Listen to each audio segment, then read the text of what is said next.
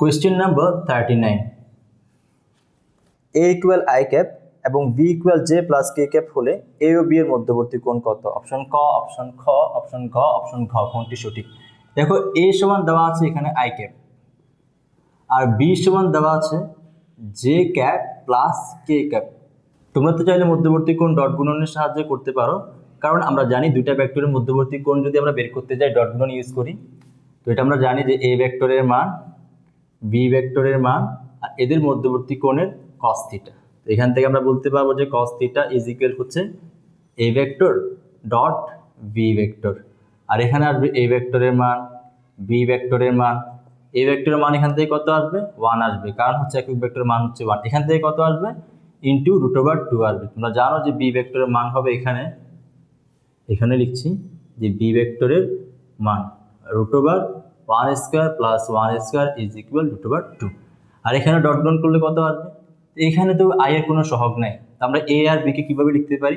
এ কে লিখতে পারি যে i cap plus 0 j cap plus 0 k cap, আর বি কে লিখতে পারি 0 i cap plus j cap plus k cap. এখন যদি আমরা a vector dot b vector করি আমরা কি পাবো?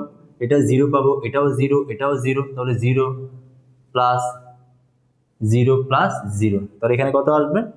cos থিটা ইজ ইকুয়াল 0 √2, যেটা আসবে 0, তার মানে থিটা মান কত আসবে? এখানে 90 ডিগ্রি আসবে। এখন এভাবে ডট গুণন তো আমরা করে ম্যাথটা সলভ করবো না। যদি ডট গুণন করেই ম্যাথটা সলভ করতে হয় তাহলে আমাদের আর 25-25 পেতে হবে না, আর অ্যাডমিশন পরীক্ষাও দেওয়া লাগবে না। তো আমরা কিভাবে ম্যাথটা সলভ করবো সেটা দেখো, একটু চিন্তা করে দেখো তো। যদি তুমি একটু বেসিকটা বুঝে থাকো তাহলে এর অ্যান্সারটা তুমি দেখেই বলে দিতে পারবা। দেখো প্রথম ভেক্টর যেটা দেওয়া ছিল এ ভেক্টর হচ্ছে তোমার আই ক্যাপ, এটা হচ্ছে শর্টকাট, তোমাদের ফেমাস ওয়ার্ড শর্টকাট, যেটা না শুনলে তোমাদের মন স্যাটিসফাইড হয় না। এই হচ্ছে সেই শর্টকাট। এখন এ হচ্ছে একটা ভেক্টর দেওয়া আছে আই ক্যাপ, আর বি একটা ভেক্টর দেওয়া আছে কত ক্যাপ?